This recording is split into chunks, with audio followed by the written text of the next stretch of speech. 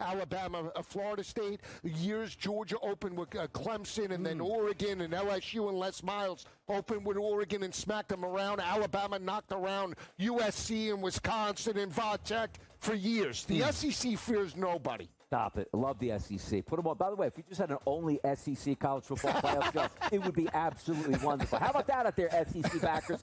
SportsGrid's College Football Today. So the Mets, they went through a rough stretch where they were terrible, but, they win the series versus the Mariners. They're kind of turning things around just a little bit. Like, the offense has been there. You said they were in a playoff race. It's tough to say, they need to win. It's like trying to trust teams in different sports at the end of the season. But the hitters are hitting right now. Lean into the Mets, lean into the Phillies. These teams have something to play for, and they're cooking right now. Pro Baseball Today, only on SportsGrid. I think what you saw last year is it's tough to say, it's projectable. But I do think it's something that when you're taking shots here, you're looking for a bye-week coverage wide receiver on your roster or a guy that has upside who's young enough to grow into more of a role. I think the development of Bo Nix was stunningly good last year. If we can build on that again this year, I think Marvin Mims is a really good selection as the 57th wide receiver off the board. Fantasy Sports Today, only on SportsGrid. What does he do after he hits the home run? He walks over to the fan and he pats him on the back and gives him a high five. This is the same fan that's been going after him for the entire game. Dave Roberts after the game saying, hey, look, every once in a while, it's kind of funny to see Shohei, who's got this wonderful personality that we almost never see. It was great to see him do that with the fans. Newswire, only on SportsGrid.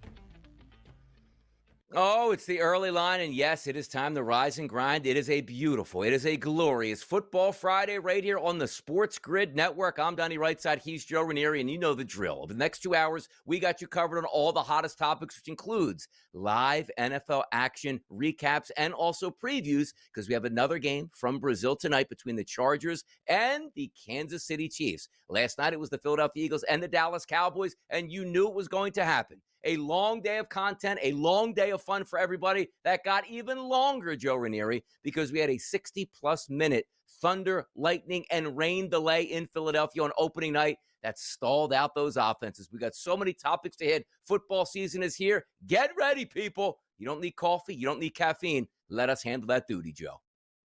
The best part about this time of year, Donnie, is that we don't have to wait very long to get it going once again. 24 hours later, if you football you say you want, football you got, both college and NFL tonight. And I'm all for it, man. Let's roll. Absolutely. Let's get after it. And by the way, just a little bit of history here. The Philadelphia Eagles, I remember, played on a Monday night back in 2005. You said, Donnie, why is that significant? Well, the Eagles were coming off of a loss to the New England Patriots in the Super Bowl, and they played the Atlanta Falcons, the team they had beat in the NFC Championship game the previous year. Jeremiah Trotter got into a tussle before the game, Joe Ranieri. A couple helmets were thrown off, and Jeremiah Trotter was thrown out of that football game before it even began. So let's start the 7-7 hot topics here across the sports landscape of the information you need to know. And as I told that little story here, the Philadelphia Eagles just played a game coming off a Super Bowl victory at home where Jalen Carter didn't even see a single snap because he was ejected for the game for spitting on Dak Prescott. You have got to be kidding me, Joe Ranieri. And listen, maybe the worst time, Donnie, too, when you think about it, how many cameras were actually on them? The refs are standing there. Like, none of that made any sense whatsoever. But here you go. Heck of a way to start off the season. And, by the way, it didn't take long for the Cowboys running game to take full advantage of the fact that he was nowhere to be found because he got thrown out for spitting. Couldn't even believe it there. And by the way, credit Dak Prescott. You have to understand the environment you're in. And they showed the video back. Dak spits in Jalen Carter's direction, gives him a little bit of laugh, baits the big man into spitting directly on him. Case in point, man, Dak Prescott knew the game. He played it well last night. Now, granted, the Dallas Cowboys did end up losing to the Philadelphia Eagles in that game, 24-20. And I want to say this, Joe, too. Shout out to people that had the over in that game, the easiest over you're ever going to see in your life. You might have woken up and said, what happened, Joe, in the second half? What was the points? Yeah, 65-minute lightning delay is what happened in the second half. Also, a ton of drops. It was not a crisp game by any stretch of the imagination by either team. But really, it came down to one guy, and that was Jalen Hurts. And Jalen Hurts gets it done. But unfortunately, just a measly field goal in the second half kind of put those over bettors. It didn't work out well for them last night. By the way, can you imagine if like football players were baseball players and like the delay comes in 62 minutes, so Jalen Hurts can't play, Dak Prescott can't play, half the team can't play because everybody knows that if you take a delay in baseball and you put a pitcher back onto the field, he just implodes on impact at that point here. More Philadelphia Eagles talk next year, but let's get around the NFL. Big news, not surprising for me, Joe. Why?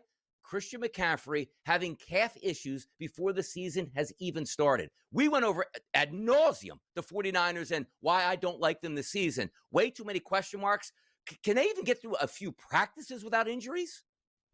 What is with the calf thing? Like this was a issue for last year. I mean, it always seems we're always going, calves are not good because we know calves eventually turn into Achilles, Donnie. And like, it's a running back. How is he now having a calf issue and he's going to have to play with that all year long? How many games does he play, Donnie? Honestly, how many games does he play? So I'm going 6.5, and I'm taking the under, Joe. How about that? What are you taking on 6.5? I would absolutely take it to the under. If they're already talking about it, I can promise you that there are at least 4, maybe 5 weeks over the next first 2 months of the season in which he won't see the field. By the way, quick on this Christian McCaffrey news too, Joe. Like, calf injury during the week, he's probably not playing this week. And if you do play him this week, he'll probably miss 4 weeks for trying to strain that calf mid-game. Keep an eye on that situation. Other situations, good football players that rush the quarterback and have success, they get paid. Outside linebacker Nick Bonito of the Broncos gets a 4-year contract extension. Big money before the season starts. Huge money before the season starts. And good, the guy is a absolute beast, and nobody talks about him, which I think is hilarious here. But this kid is one of the big reasons why Denver has made the kind of turnaround they have. That defense is stacked again this year here for the Broncos.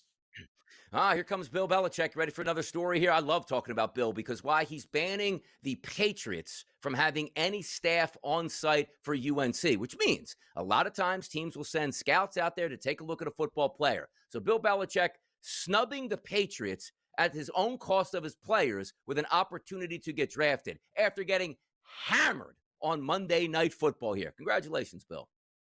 Yeah, but here's the funny part, right? Sorry, Bill, you don't have anybody worth scouting for the NFL anyway. So I'm really not sure it makes a difference that the Patriots can't come and watch your practices. By the way, the WNBA, it's a lot of fun in the summer when football's not going on.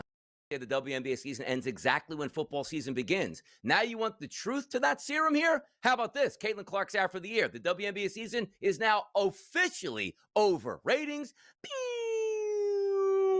that's a tank. Yeah, no, it's that's truly unfortunate for her. It's very unfortunate for the Indiana Fever and WNBA fans because, listen, like her, love her, hate her, doesn't make a difference.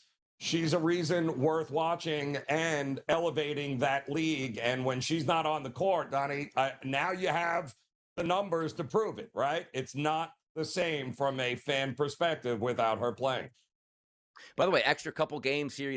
A lot of these ladies play overseas and also in the unrivaled league. That's 5 season-ending injuries here so far for the Indiana Fever. Are we squeezing too many games in on the women here to try to capitalize on some of those surges? That's something certainly to keep an eye on. But Caitlin Clark owns the ratings, and the ratings aren't going to be there anymore for the WNBA. That's a shame of it here because we might have had a really, really anticipating playoff run. That's probably not going to happen now. And good luck here to the Fever if they continue that season here and see what they do. Alex Bregman, he's having a great season. Here's the interesting part. He goes to Boston, signs a 3-year deal, but I can opt out anytime I want after the first year. Looks like he might test free agency here for the Bo Sox.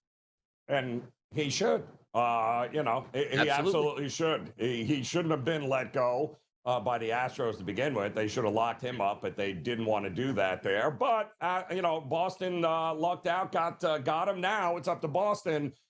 Are you going to pay him the money? Because you certainly have the money. Yeah. I would think maybe Boston, that's a big message to the Boston Red Sox front office right there. Boston notorious for saying we don't really want to pay our best players. You can move on. We'll still sell out Fenway, make a lot of money. Come on, Boston. You got to sign this guy and keep him in town. How about Amanda Anisimova goes into the final? The American beats Osaka here on her way. How about that? Yeah, and it could be an All-American final, right? If Pagula ends up handling her business, then we got an All-American women's U.S. Open final. And yes, sign me up for it. Now, how about this, though? The Buffalo Bills owner is her father here. Does he want this championship more for her, or would he rather have a win or a loss on Sunday Night Football when they take on the Baltimore Ravens? Boy, that's a big household right there, Joe. I got my Bills playing, and I have my daughter playing. Big stakes at hand. Certainly something to keep an eye out for. I love it, man. 7-7 all the way through. Hot topics. We are going to dip into, Joe, this Philadelphia Eagles-Dallas Cowboys game, because, again, I just want to leave it here.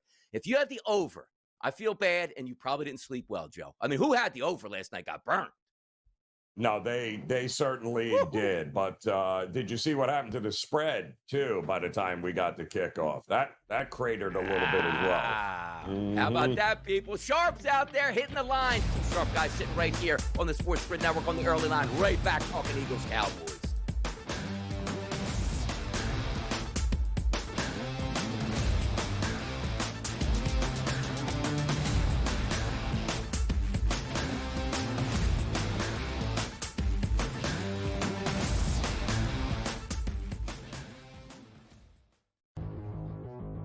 Matthew Golden, one of my favorite prospects coming out of Texas.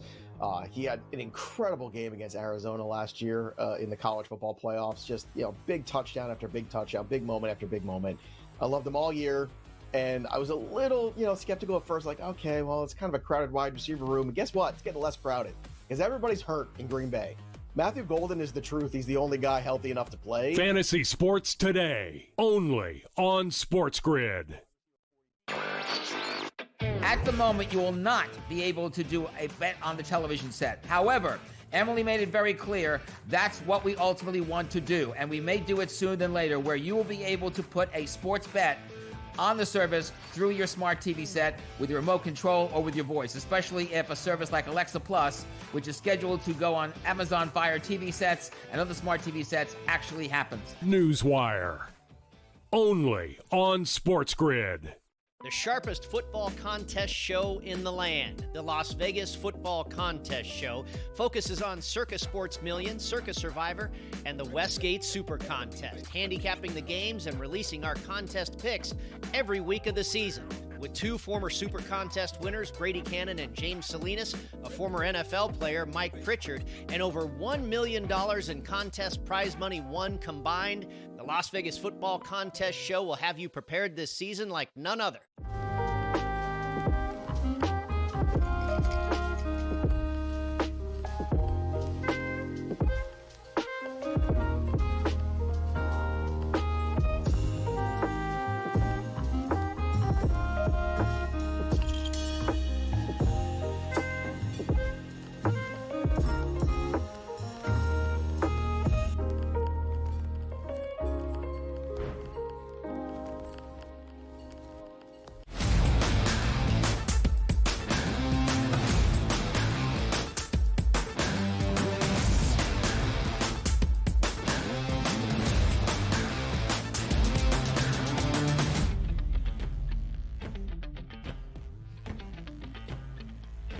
Oh, we had a lot of fun yesterday. Well, maybe not if you're a Dallas Cowboys fan, but there is some bright moments here that you can take out of this football game if you are the Dallas Cowboys. And we'll get there. 24-20 final, NFL's opening night on Thursday night. All the banners, all the pageantry, the Super Bowl trophies were there, and you had star power on that field, which included Jerry Jones. Now, as the game played out, it looked like, oh my goodness, this is going to be a shootout.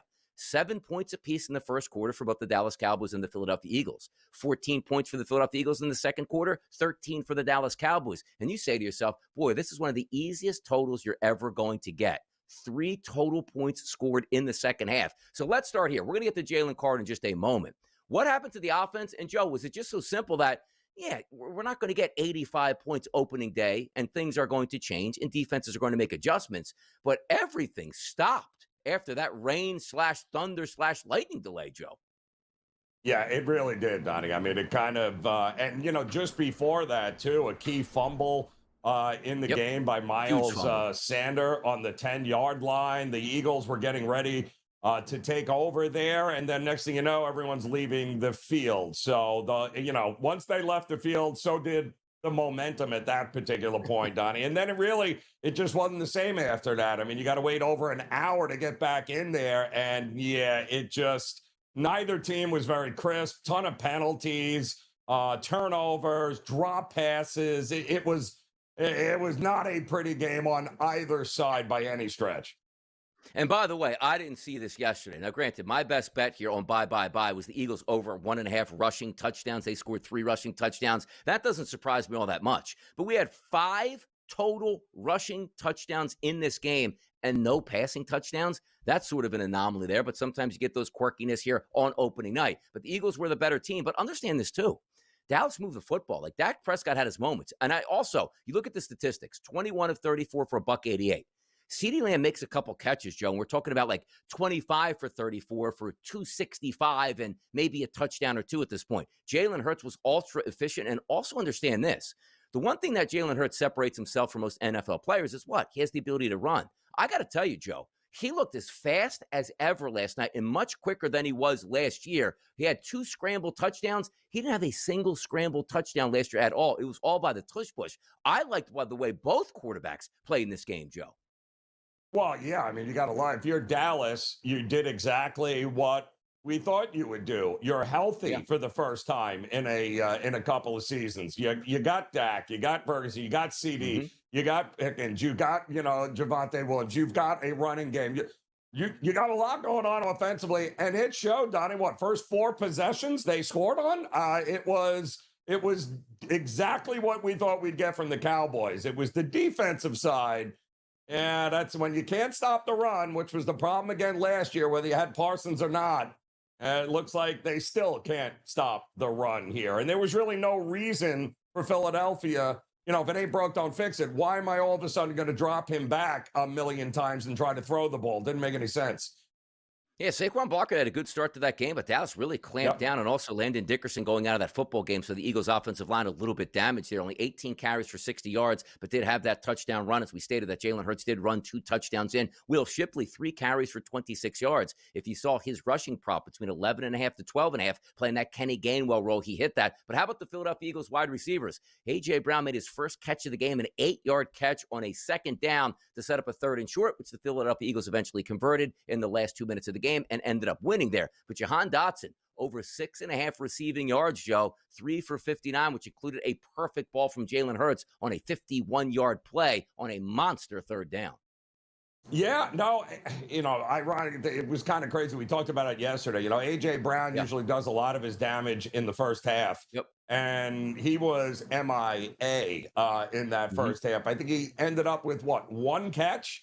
And that was late in the fourth quarter. That was it. But, again, 18 carries for Saquon. Of course, his total was 18 and a half, rushing attempts there. He got 18. Wasn't a great night, but it was just good enough to allow Jalen Hurts to use his legs, and kind of really that's the difference in this game. They didn't turn the ball over. It wasn't pretty, but the Eagles, they love winning ugly, and they do. As long as they don't shoot themselves in the foot, Donnie, that's what you're going to get from the Eagles.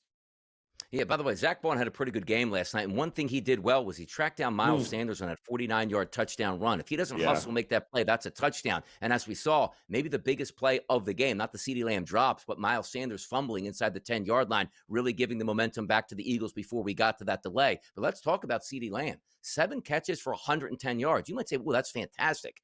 That should have been like 10 catches, like $175 in this game. CeeDee Lamb dropped a lot of passes last year, dropped some monster balls, because I got to tell you, Dak Prescott was on target last night with those passes to CeeDee Lamb. I don't know what the heck he was doing out there.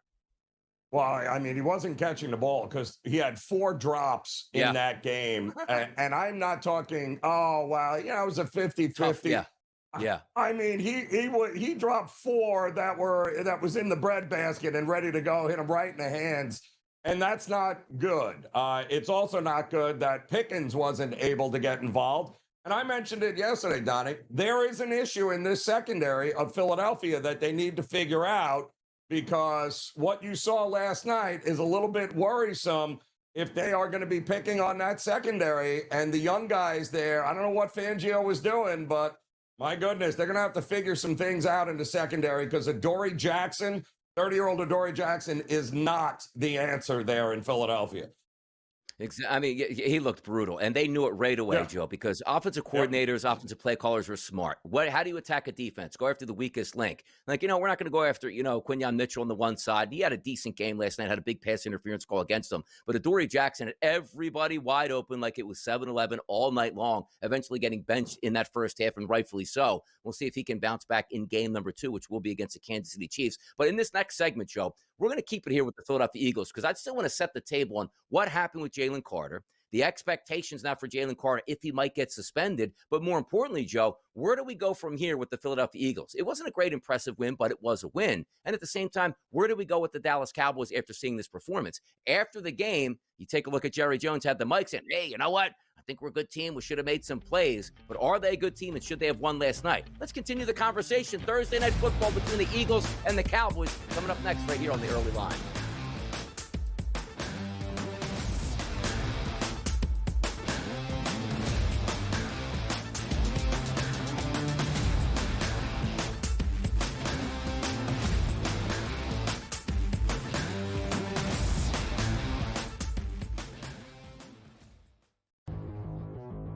Matthew Golden, one of my favorite prospects coming out of Texas.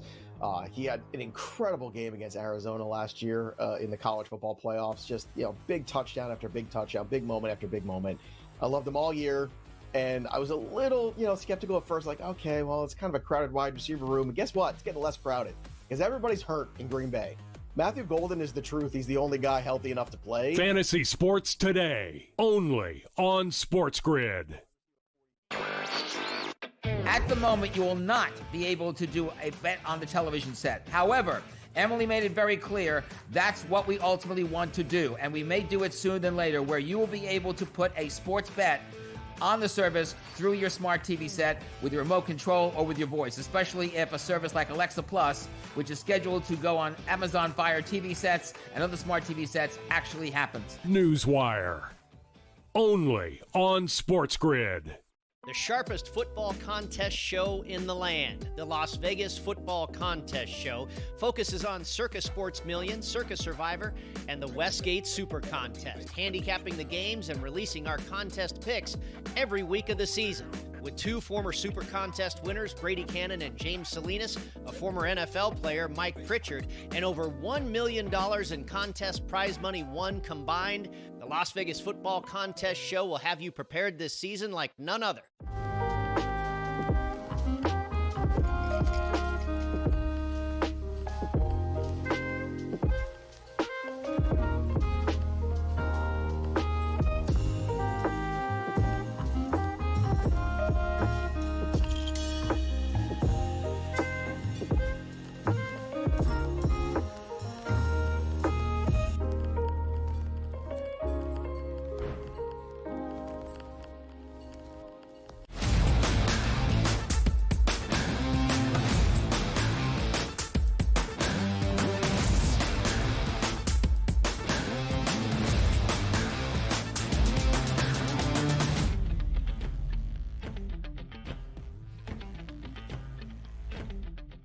Rocking and rolling on the Early Line. It is a football Friday. It is a big day here. We have everything you need. Handicaps, we have recaps, as well as Coach Terry Bowden's going to join us, Tom Vecchio as well, and more information on this weekend's card, which includes a game tonight between the Kansas City Chiefs and the Los Angeles Chargers. But let's wrap up this game in Philadelphia, which had an amazing start. the pageantry, the pomp, the circumstance. The Eagles got their night, and then we had a kickoff, what looked like maybe a blown-out knee from Ben Van Zumeren for the Philadelphia Eagles. And while he was down getting checked on, somehow Dak Prescott and Jalen Carter got in a war of words. Now, understand this. You have to be smart at your position, sometimes conniving. Dak Prescott did it perfectly. When we see the overall videos, Joe, it's apparent that Dak Prescott spit sort of in the way of Jalen Carter and laughed at him, which you know is a hothead already in Jalen Carter, who took that bait, ran with it, then spit directly on Dak Prescott. Flags come out, ejection. The best player on the Eagles defense didn't see a single snap because he spit on Dak Prescott. And I think everybody had the same reaction. Are you kidding me?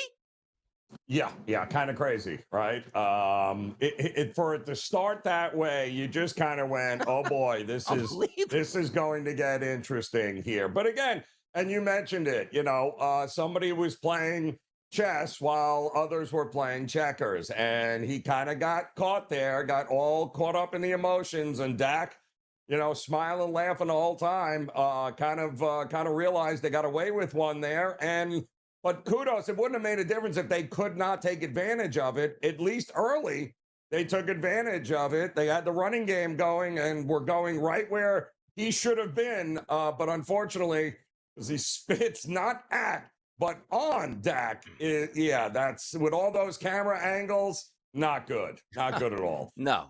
Immediately when we saw it right away, it's like, I hear the ejection. I'm like, what did he actually do? And they show him spit. And I don't think anybody's going, "Oh, man, it's a man's game out there. Let him play." Like, no, you can't spit on another player. It's like, you'd rather Jalen Carter have thrown a punch to the gut of Dak Prescott, which they probably like, okay, personal fouls both sides. You can't spit on somebody. The minute the referee saw that, you knew he was getting ejected from that game. Now, questions are, is he going to get suspended for the next game? We'll find that out shortly. But if we are looking at the Dallas Cowboys from their side of things, like, they covered the spread, Joe. They were in this game with a legitimate chance to win this late. Credit the defensive coordinators for making the adjustments on both sides here. But how do we feel, Joe, after night one about the Dallas Cowboys?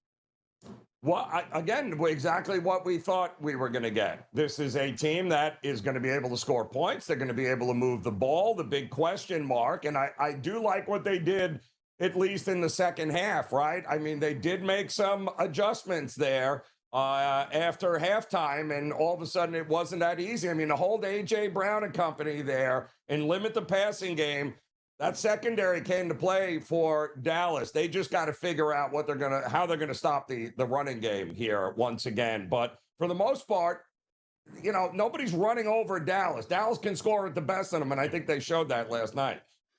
Look, you're going to have mistakes, and this is what we get, right, in the first 2 weeks of the season. We're going to have a lot of overreactions. Oh, Dallas looks like they're going to stink, or Dallas might be good. We don't know. We'll see them in their next game. But also understand this. There is the truth to the ebbs and flows. Like, you had a major advantage on your side once Jalen Carter went down, and you had 119 yards on the ground for Dallas, 5.4 yards per carry. You'll take that. But you can't have the mistakes. And I don't know if it's you don't practice enough in training camp or get enough work on the field, but let's just say CeeDee Lamb doesn't have the drops. Let's just say Miles Sanders doesn't drop the ball on the turf. The Dallas Cowboys come away with a victory on night number 1 against the Philadelphia Eagles. That would be eye-opening. Now to the Philadelphia Eagles, who looked fantastic just like the Dallas Cowboys in the first half, scored the only 3 points of the second half. The defense bowed up at certain times and took advantages of Dallas's mistakes here. How are we feeling, Joe, about the Philadelphia Eagles after game number 1 for you? That secondary is a problem. Make no mistake about it. And I'm shocked Vic Fangio stayed with Adoree Jackson, who was just getting absolutely destroyed. And this all happened because, don't forget, no more C.J. Gardner-Johnson, and that was apparent last night. But they moved Cooper DeJean to safety in order to try to offset the fact that C.J. Gardner-Johnson had left. They drafted a couple of young guys, right, in Ringo and Bennett, but I didn't even see them on the field. They went with Adoree Jackson instead. So what does that say about the young guys? They have a secondary issue, the Eagles. They need to figure it out quickly.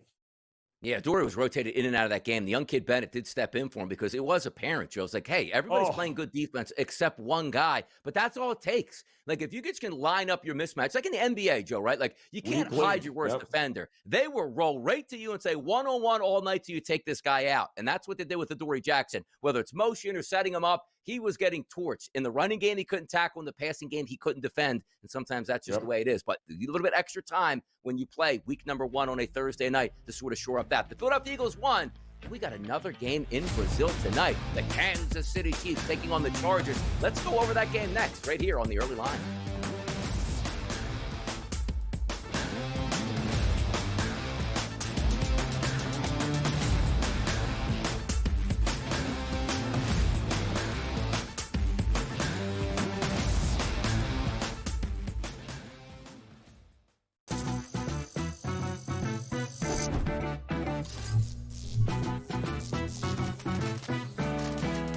Want to play roulette? Here's a tip. European roulette has a lower house edge than American style. The lower the house edge, the better shot you have at winning. Most online casinos offer European roulette. So, if I were you, I'd get spinning. Now, go get lucky. See you in Las Vegas. Let's get lucky. Like it or not, 18-year-olds dropped with a whole heck of a lot of money in there. Boy, I tell you, it changes people, Donnie, and it's a new reality that we better get used to in college football, because look at the kid from UCLA, former Tennessee quarterback, making millions of dollars. You really think he cares? They got absolutely embarrassed and trounced. The Early Line, only on SportsGrid. When is Caitlin Clark coming back? Is it in this regular season? Is it going to be to start the postseason? Is it not at all? It's one of the most fascinating things of this WNBA season that we aren't talking about with regularity because it's just been so long. I know it may not feel it, but Caitlin Clark's last game was the 15th of July. Game time decisions, only on SportsGrid. The Dallas Cowboys losing that pass rush, losing another big impact player on the defensive side, all this does is make me like Dak Prescott more and CeeDee Lamb and George Pickens more, because what we talked about all offseason, right, Matt, which is, hey, when Dak is healthy, he is a top 5 fantasy quarterback, and the defense we think is okay, but we think they're going to be in a lot of shootouts. Now I definitely think there's going to be a lot more shootouts. Fantasy Sports Today, only on SportsGrid.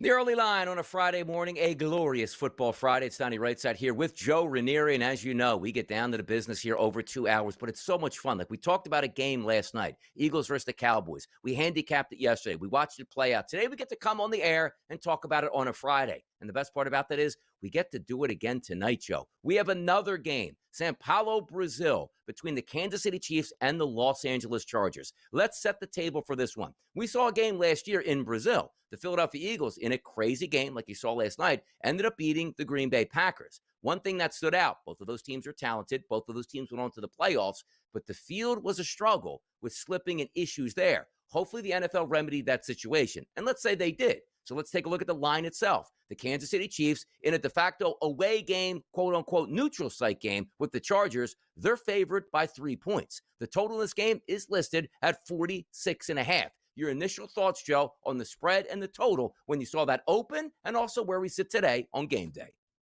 Well, it should be noted, too, Donnie, that the NFL did everything in their power prior to this here over the last couple of months to avoid the ridiculousness of that field and how slippery it was and how bad the conditions were in there. So what they do, they sent their guys and they completely redid the turf in this stadium for this game. So the NFL did step in. They don't want a repeat of how bad it was last year. So that means we're probably going to get a pretty fast track here. And initially I thought, well, international game against a couple of rivals, right? What are you going to get? Justin Herbert's had a ton of success covering games against the Chiefs and Mahomes and Andy Reid. But I'm a little worried about this Chargers team. A little banged up on that offensive line. What are you going to get from Najee Harris? Can he actually see?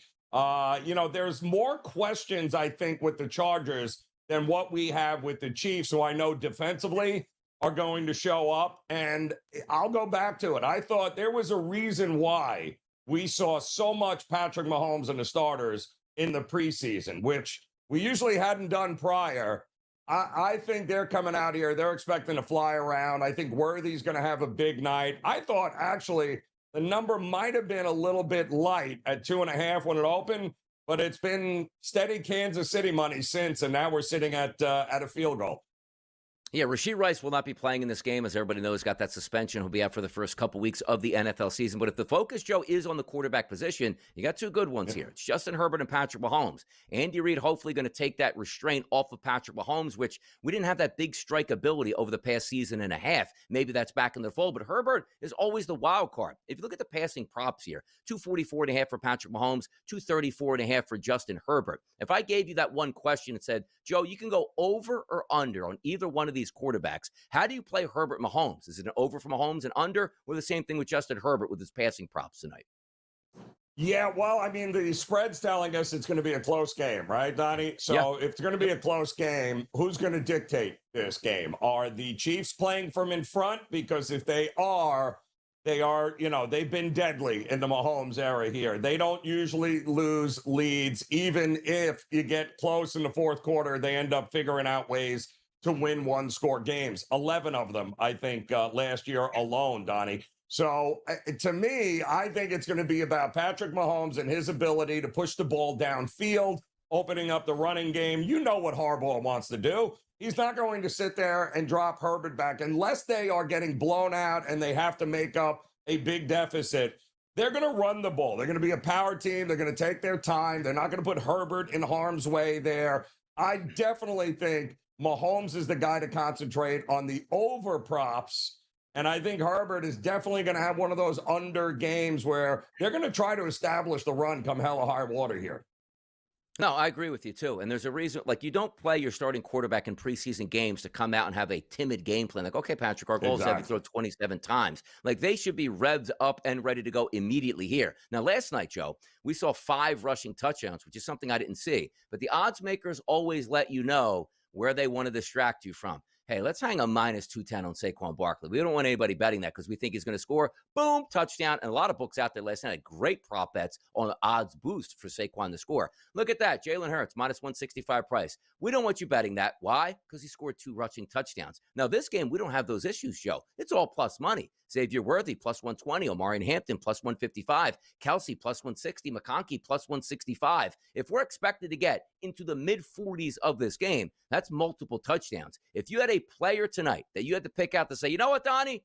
This guy's finding pay dirt. Who's that for you tonight? Oh, I think Worthy. I think Worthy is going to. He's the number one. Is really going to have a big game. Yeah, I really do, because I think he's the big play guy, right? Of all those guys on the list, he is one catch away from breaking it, and he's gone to the house. He is what Tyreek Hill was to this team when he was there, and I think they're going to try to get him more involved, especially with Rice going to miss the first month and a half here. I definitely think Worthy is going to be there, and if not, a lot of those other guys are going to be available then, I think, because the Chargers are going to spend a lot of time trying to make sure he doesn't burn them. By the way, if we are looking at the touchdown market, not a decent night last night. Hit my best bet, which was over 1.5 rushing touchdowns for the Philadelphia Eagles. They got that easily. But if I look at that Chargers backfield, knowing how much that they want to run the football and Harbaugh enjoys the run, Omari and Hampton is a plus 155. Najee Harris is supposed to play, and Najee Harris maybe scores a touchdown, plus 240. But if I gave you both of those options and said bet them both here, and again, last time we didn't get one touchdown pass out of a game with Dak Prescott and Jalen Hurts last time with all those good wide receivers. So it happens and it's quirky. But how don't we have that? How does Hampton and or Najee Harris not get a touchdown on the ground tonight when last night we saw 5 rushing touchdowns? Yeah, well, I tell you, I mean, Najee Harris, I believe his rushing attempts, Donnie, are 6.5. So we know Hampton is getting the start. They have said he's going to play. How much he plays, Harris, we don't know. But we know with Harbaugh, we know what's going to happen. I mean, Hampton was the 22nd overall pick this year for them. He wanted some depth in the backfield. This was already when they knew they had Najee Harris, but he wanted another back. He's going to get used a lot, I think, especially in the goal line situations here. He is the guy. Najee Harris, 6.5 attempts, worries me, Donnie. What happens if he gets out there for the first 2 And they're like, yeah, no, he's not ready. He can't see. By the way, rushing props here. Isaiah Pacheco leads the game here with 47.5. Hampton's at 46.5. Last night, Joe, I bought really low on Jahan Dotson. He ended up leading the Philadelphia Eagles in receiving. Now, granted, I only took him at 6.5. The expectation, ult him to 50. I didn't see that coming, but he did. The reason I ask you this question, rushing props tonight, Xavier Worthy, 4.5 rushing yards. You know he's going to get a jet sweep, right? So if I tell you right now, Joe, Xavier's going to get 1 carry tonight, he's got to go over that 4.5, no? Yeah, I agree. I think one end around there, one of those jet sweeps, and that's going to be the end of it. And then the big question is, what do we get from Marquise Brown? Those are two guys you cannot, let run wild either. So I think this is going to be interesting for the Chiefs on how Andy Reid, and what is Andy Reid going to do in game one? Is he emptying the playbook? I don't know. We're going to see that either, though, Donnie. Let me ask you this question, too, because we have so much to talk about in this game. Tom Vecchio is going to help us out in the next segment, go over a couple of these prop bets. Travis Kelce, 47.5. He's aging. Yeah. It's clear he's not the same player that he once was. But I always like the freshest you're going to be on the season, Joe, is opening night. What do you think about Kelce tonight? Oh, yeah, I think he's going to have a opportunity inside the red zone there to score a touchdown. It's his favorite guy, right? So Mahomes is going to look for him, going to have an opportunity to get it done. At the price with him, it's not a bad look here because he's not going to start slow like he did last year, if you remember. I think Kelce, and again, the starters playing all preseason long, I think they're going to be in midseason form here tonight, this offense. I'm telling you, I like a lot of these receiving props here, and one that's going to draw me in, I'm going to get a laugh out of it. It's Quentin Johnston. It's 22.5. You're asking him just to make catches, which means he'll be wide open, he'll be over the middle for 30 yards. Does the ball hit him in the face, or does he actually catch it? Those are the questions. Tom Vecchio is going to help answer those questions next, right here on The Early Line.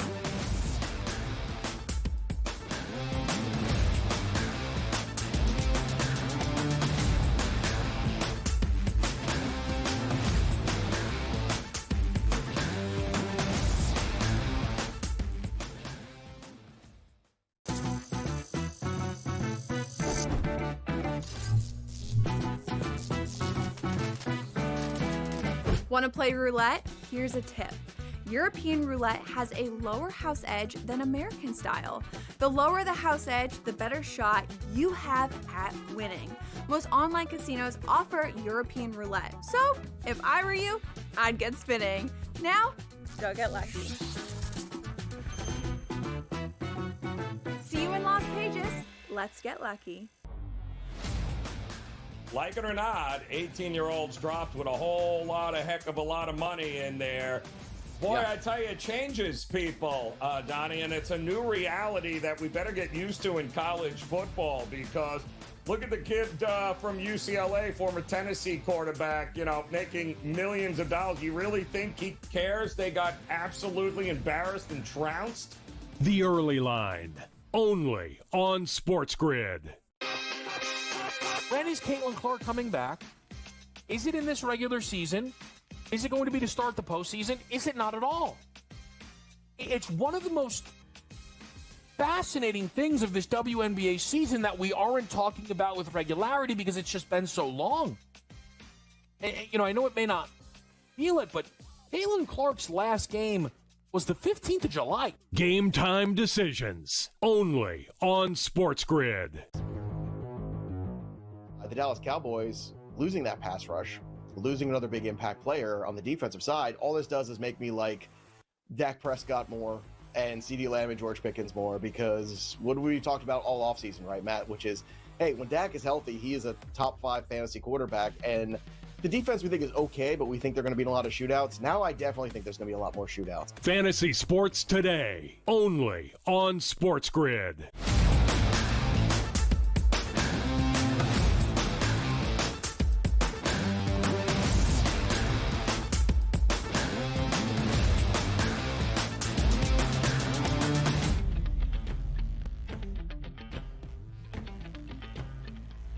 Right back at you here on the early line on a Football Friday Sports Grid Network. The way we get down, it's Joe Ranieri, it's Donnie Rightside. Now it's time to welcome in Tom Vecchio, one of my partners in crime right here on the Sports Grid Network. It's football season. We never rest. Yeah. There's no rest. You got to be up early. You got to be in the gym. You got to be talking football. Tom, what's good, man? I'm doing good. Last night's game, as I was just saying during the commercial breaks, was a little bit of a letdown, a little bit anticlimactic, whatever you want to call it. So many of the props were looking so good. Dak fell just short of his pass attempts. The total at one point was sitting at 60-61, the live total. And obviously we don't get anywhere near that after the weather delay. And these teams were scoring just like at a torrid pace in the first half. And then it's punt to end the game. So, we saw the Cowboys cover. We saw the under hit, which I guess were theoretically correlated. They would be covering a larger spread in a lower scoring game. But we're on to today and we're on to this weekend. Absolutely, and we are on to today with another live NFL football game, an 8 o'clock kickoff from Brazil. We saw it last year, Tom, Packers and the Philadelphia Eagles. We're going to do it again, this time with the Kansas City Chiefs and the Los Angeles Chargers. Line opened up in the summer months, -2.5 for the Chiefs. We're now seeing threes across the board. The total, which is actually 44.5 at the opening number at some outlets, now sits at 46.5. Tom, what's your thoughts and your process tonight on looking at this game between the Chiefs and the Chargers? Really tough just because we are dealing with such a unique circumstance in terms of the environment. So, seeing people talk about trends, Andy Reid on the road when he's a favorite of the X points or fewer, something that doesn't really matter to me because they're on the road. Like, this is not just a normal road game where they leave on Saturday afternoon, they get in, they get out, they come away with the win. Like, it's obviously very different. I think some of the lines for the player props are super efficient, especially after the Rice suspension news, specifically Worthy, who's now up to 60 yards. I have no interest in betting that. I think that market is super spot on. Go to something like Hollywood Brown, Marquise Brown. A couple of deep shots from him, he can get over that number in 2 catches, really. So I kind of like Brown, and then knowing that Hampton is starting for the Chargers, I wouldn't mind his TD prop as well. All right. We've heard a lot over the last couple of months here by Mahomes and Matt Nagy and this Chiefs team where it's no secret they have not been throwing the ball deep at all. And in fact, I mean, he's been like, 5-yard curl Charlie here, Patrick Mahomes, the last couple of seasons. They have gone out of their way to make it a point and say that will not happen again this year, which I think is a big reason why we saw them so much in the preseason. It feels like we should be taking advantage as much as we can with Mahomes, the passing yards over, the receivers. What do you think? I think that's a good point. And, we can tie some of this into, and I guys were talking about Travis Kelce in the previous segment, but all this works together where there were Travis Kelce retirement rumors prior to this season. So if they're saying listen, this may be our last actual go at things with this team, that means we have to be trusting Mahomes. We have to be trusting the deep ball. We have to be trusting his yards. Seeing Pacheco and Kareem Hunt in the backfield, I think that's a good running back room. By no means is that great. By no means are people ranking Pacheco as one of the top running backs in the league. So when push comes to shove, do we just trust Mahomes time and time again for the yards, for the longest completion, whatever it might be? And then same thing with Kelce. If you want to trust him knowing getting up the seam for 47 yards, he could do that in 3 catches and he gets 15-yard chunks. That's what we should be leaning into. And in 2 or 3 weeks, if they're not doing that, then we just adjust.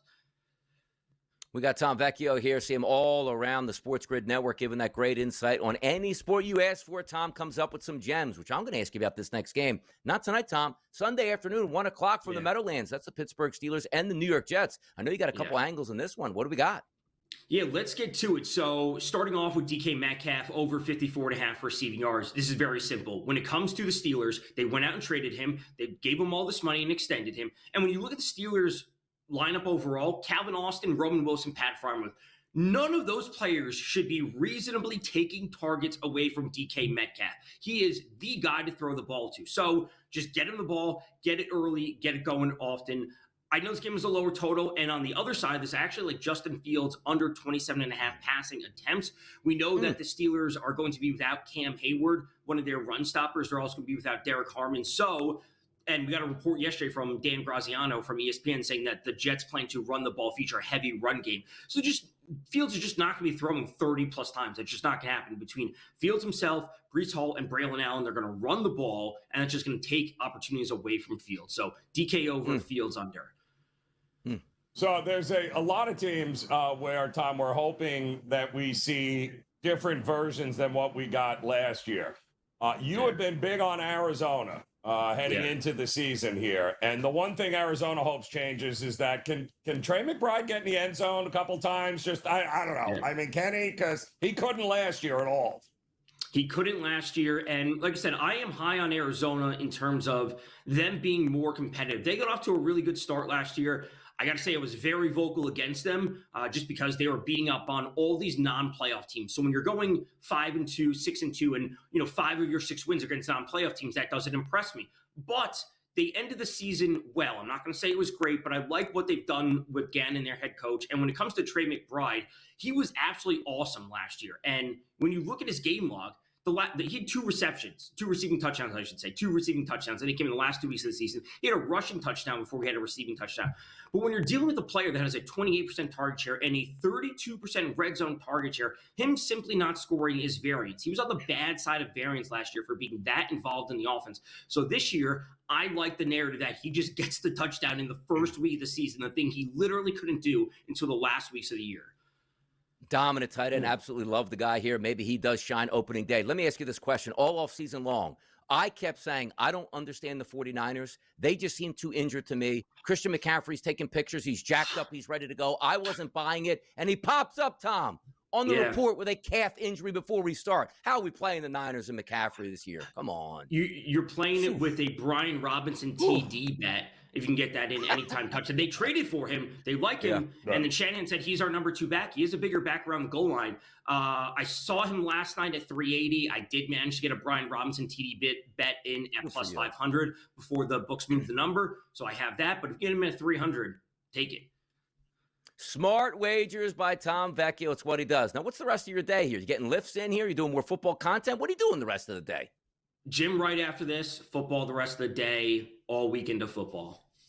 That's a real man right there. That's Tom Vecchio, and he's ours on the SportsGrid Network. We'll have him on all throughout football season to break it all down. It's Donnie right side of Joe and Eva. We'll be right back. Sunday Night Football. Anybody? Yeah, we'll talk about it.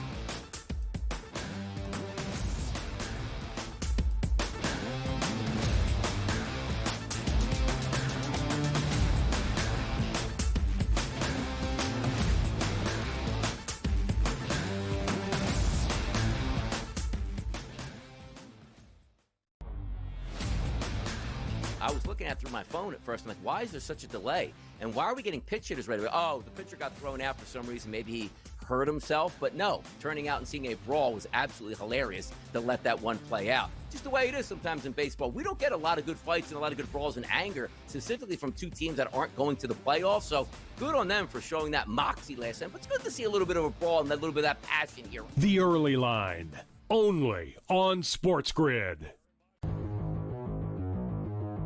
You're looking for JJ. You and I already discussed here. Addison's gone for a couple of games here. They thoroughly have a number 3, Thielen fine. You do have a nice tight end here. The running game could be solid here. Like I said, I don't think he'll have the least productive season of his career. If the question was how it should have been with the injuries, I might have said yes, because then it would be 88, 1,407. So then I might have said yes. Fantasy Sports Today, only on SportsGrid. No better place to be than SportsGrid. College football today, right here on the SportsGrid Network. Joe, Lisi, Donnie, right side for the entire season, Joe, on Saturday. This is your place. This is your place to be, Joe. I love it. I tell you. And it's flying. Show's flying. We're on an hour already. I can't wait. We're licking our chops for these Rat Pack games. And it's a great slate. Look at you on the screen right now. Look like a little rat. SportsGrid's College Football Today. The reason why I feel like Jared Goff doesn't really enter these MVP conversations. Jared Goff last year was on the team with the best record in football, threw for 4,700 yards, 37 touchdowns, and Tom was never in the race. He was never in the race because we know he's not that guy. Game time decisions, only on SportsGrid.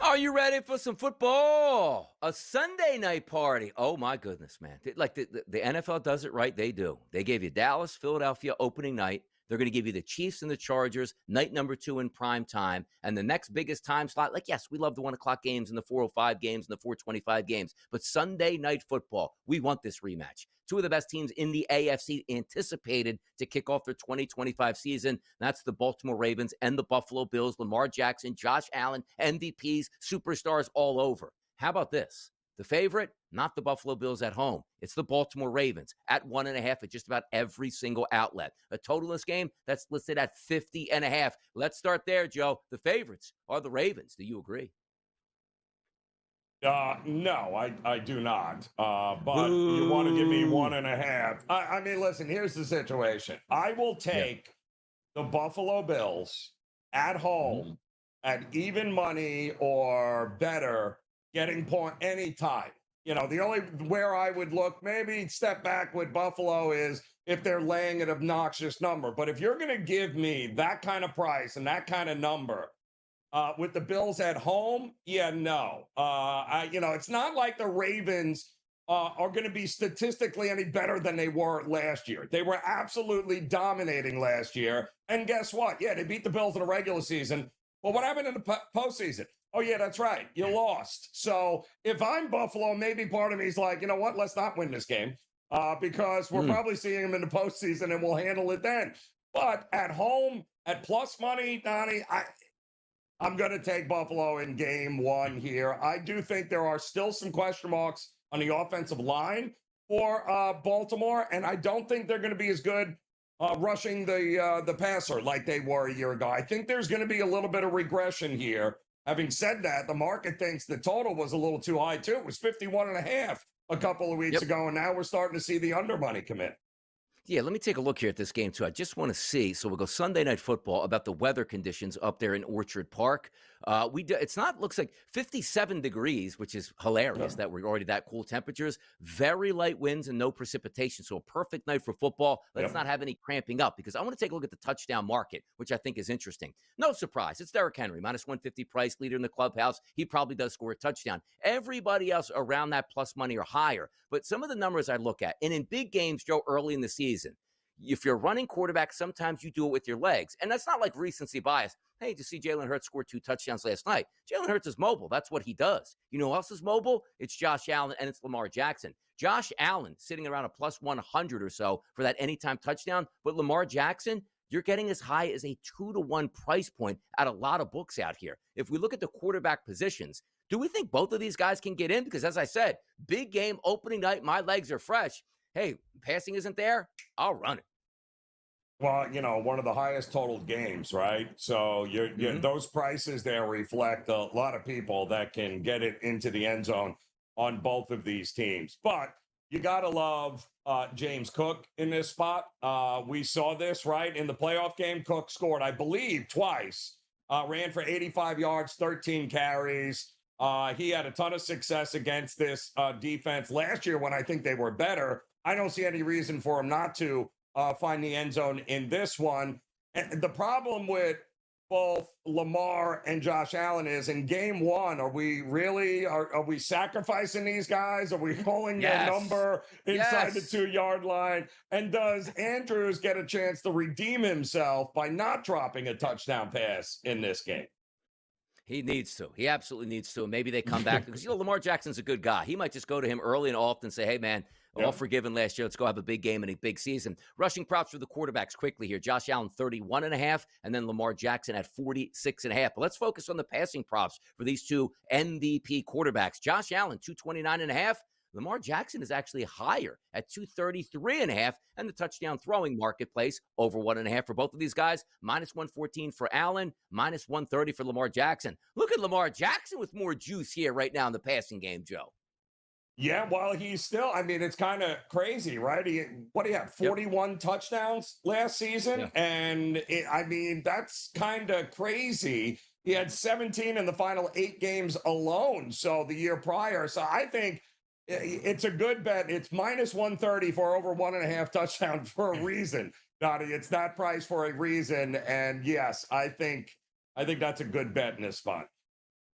I'm looking at FanDuel right now, only 3 props for wide receiver receiving yards. Now, granted, it's Friday. You're going to wait for Saturday and Sunday. Zay Flowers, 57.5. Mark Andrews, 44.5. And Rashad Bateman, 36.5. Nothing up there for the Buffalo Bills. Interesting. And hour number 2 comes up next. We're only getting started. It's the early line. Don't you go anywhere. It's Joe and Donnie in the morning.